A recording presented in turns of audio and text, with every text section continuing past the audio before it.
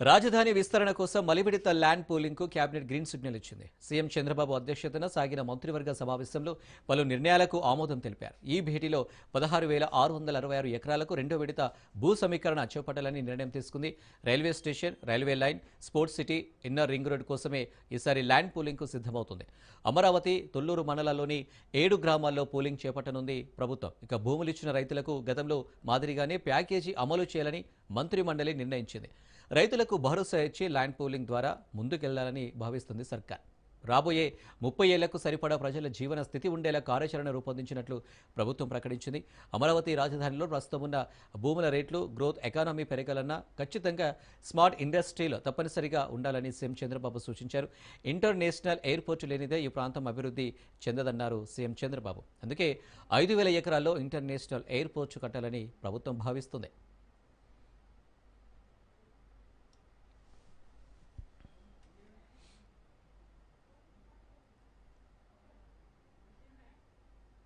చంద్రబాబు నాయుడు గారు రైతులు తీసి మాట్లాడిన తర్వాత మళ్ళీ వితిన్ 2 days లోనే మళ్ళీ సభ్య కమిటీని ఏదైతే బాబు గారు ఏర్పాటు చేశారో పెమ్మసాని గారు ఇక్కడ వివరించడం జరిగింది. దాని మీద చర్యలు తీసుకోవడం కూడా జరిగింది. అందులో భాగంగానే health cards government last Amaravati రాజధానిగా తీసుకున్న తర్వాత హెల్త్ కార్డ్స్ ఇష్యూ చేశారు ఇక్కడ రైతు ఫ్యామిలీస్ కి. వాటిని తర్వాత వచ్చిన గవర్నమెంట్ వాటిని కంటిన్యూ చేయలేదు, అవి క్యాన్సిల్ అయినాయి. మళ్ళీ దాన్ని గవర్నమెంట్ రాగానే రెన్యువల్ చేశారు.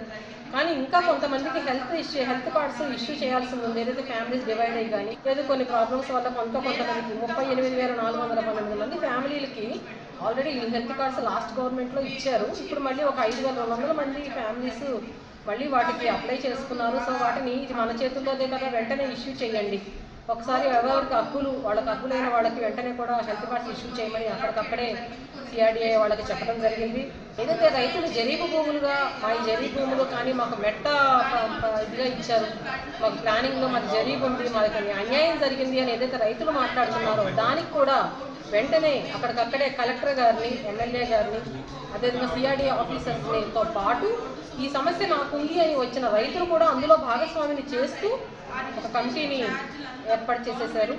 వాళ్ళు 2 రోజుల్లో నుంచే వాళ్ళు పని మొదలు పెడతామన్నారు. వాళ్ళు ప్రతి ఒక్క జరీబు రైతుని, ఎవరైతే ఈ సమస్య ఉంది మాకు అని అన్న రైతుని వాళ్ళు కలుపుకొని దాన్ని అక్కడికక్కడే ఫోటోలు తీసి దాన్ని కూడా విత్ ప్రూఫ్ మళ్ళీ 1 వీక్లో జరిగే కమిటీ ముందు పెట్టండి, ఎవరికి అన్యాయం జరగడానికి వీల్లేదు అని చెప్పని పెమ్మసాని గారు కమిటీ చెప్పటం నిజంగా చాలా సంతోషం అనమాట. రైతులకి రాజధానికి పొలాలు ఇచ్చిన రైతులకి చిన్న చిన్న సమస్యలు ఉన్నమాట వాస్తవమేనండి. ఆ సమస్యలు తీరుస్తాము అంటున్నారు. కొన్ని సమస్యలు తీరే ఇంకా చిన్న చిన్న సమస్యలు ఉన్నాయి. వాటిని పట్టుకుని కొంతమంది భూతద్దంలో చూపించి అమరావతి రాజధాని మొత్తం ఎఫెక్ట్ అయ్యేలాగా రైతులందరం బాధపడిపోతున్నాం అంటున్నట్టు భూతద్దంలో పెట్టి చూపించారు. కానీ ఇక్కడ ఇవన్నీ పరిష్కరించదగిన సమస్యలే. ఇప్పుడు గవర్నమెంట్కి కానీ, ముఖ్యమంత్రి గారికి కానీ, మినిస్టర్ గారికి కానీ 29 గ్రామాలే ప్రజలు కాదు, ఆంధ్రప్రదేశ్ అంతా ఉంటాయి సమస్యలు. ఆంధ్రప్రదేశ్ అంతా అభివృద్ధి చెందాలి. ఇంకా ఇలాంటి ప్రభుత్వాన్ని కూడా విమర్శల పాలు చేస్తున్నామంటే ఇంకా మనకి ఎక్కడ కూడా బతకలేము. ఈ ఆంధ్రప్రదేశ్లో ఇలాంటి గవర్నమెంట్ మీద కూడా విమర్శలు చేస్తున్నామంటే ఇంకెక్కడ ఇంతకన్నా మంచి ప్రభుత్వం దొరకదండి. కాబట్టి సమస్యలు ఏవైతే ఉన్నాయో అవి సామరస్యంగా పరిష్కారం చేసుకోవాలి. కానీ మళ్ళీ ఇలాంటి ప్రభుత్వం మీద కూడా ఉద్యమం చేస్తాము అని మాట్లాడుతున్నామంటే ఇంకా అసలు ఎలాంటి కండిషన్లో ఉన్నామో మనమే అర్థం చేసుకోవాలి. రైతుల నుంచే పరిష్కారం కోరి మరీ పరిష్కారం చేస్తున్నాం అంటున్నారంటే నెల కూడా ఇలాంటివి జరుగుతూ ఉంటాయి. సమస్యలు ఉన్నవాళ్ళు ఎవరైనా వచ్చి ఇక్కడ పరిష్కారం చేసుకోండి. మీ నాయకులకు చెప్పండి, మీ ఊర్లో ఉన్న నాయకులకు చెప్పండి, ఫస్ట్ మాకు ఇది సమస్య, నెక్స్ట్ మీటింగ్ పెట్టినప్పుడు మమ్మల్ని తీసుకెళ్ళండి అని అడగండి. మీరు రండి, వచ్చి మా సమస్య ఇదండి అని చెప్పుకోండి. అంతేకాని సోషల్ మీడియాలో పోస్టులు పెట్టడం వల్ల, మీరు నెగిటివ్గా మాట్లాడటం వల్ల ఒరిగేది ఏదీ లేదు. సమస్యని భూతద్దంలో చూపించడం వల్ల పరిష్కారం అందరూ గవర్నమెంట్ నష్టపోతుంది, రైతు నష్టపోతున్నాడు.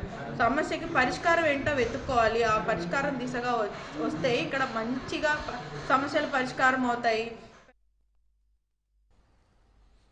కృష్ణా జిల్లా మచిలీపట్నం జెడ్పీ సర్వసభ్య సమావేశం